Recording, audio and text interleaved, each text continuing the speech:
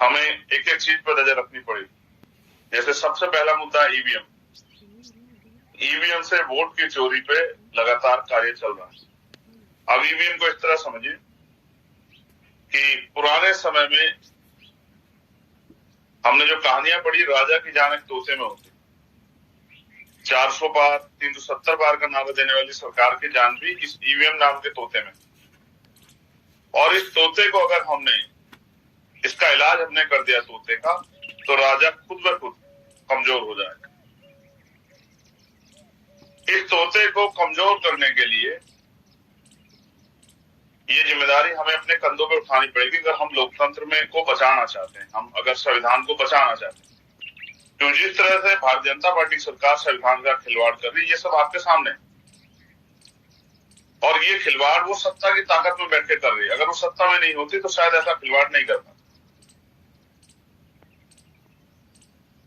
बाबा साहब अम्बेडकर भी कह गए, political power is the master की। राजनीतिक सत्ता वो चाबी है जो आपकी सारी परेशानियों को हल कर सकती है। ये सरकार आपकी परेशानियों का नहीं, आपकी वोट लेके, चुनावी समय में आपको हिंदू बता के आपके वोट लेके अपने लक्ष्यों को पूरा करने में लगी, अपने एजेंडों को पूरा करने के लिए लगी।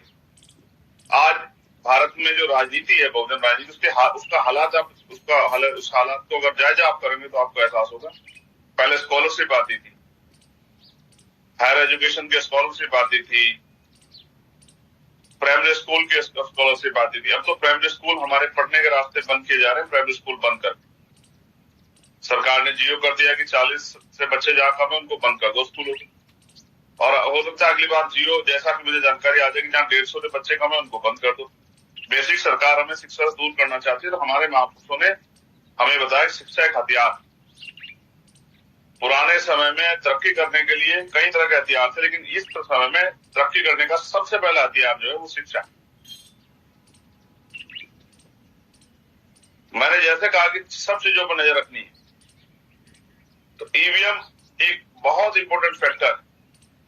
ईवीएम पे हमें नजर रखनी बहुत जरूरी है। उसके लिए समय समय पे आंदोलन और आंदोलन में प्रतिभाग और सरकार को चेताना और आंदोलन की ताकत से हम किसानों की तरह, क्योंकि कमजोर वर्ग के लोग और उनकी आर्थिक स्थिति बहुत ज्यादा अच्छी नहीं,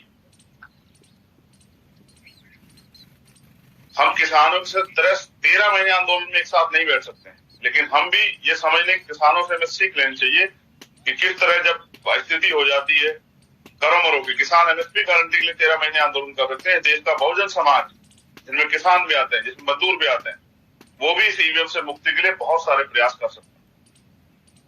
और जैसा मैंने कहा कि पहले और अब में क्या फर्क, पहले पिछड़े वर्ग के बच्चों के लिए भी स्कॉलरशिप की व्यवस्था होती थी, हॉस्टल बनते थे, बजट में अलग से प्रावधान आता शेड्यूल कास्ट शेड्यूल ट्राइब के लिए। अब कहीं नहीं।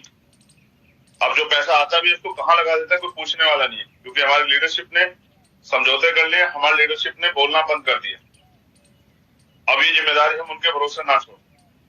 और देश भर में मैं धन्यवाद करूंगा भीम आर्मी आजाद समाज पार्टी के साथियों का, जो सही सभी जगह पर पूरे देश में जहां जहां वो है, हर कदम पे इस लड़ाई को लड़ रहे हैं। आज वो मैं दिल से धन्यवाद दूंगा उन साथियों का जो पूरे देश में इस लड़ाई को लड़ रहे हैं।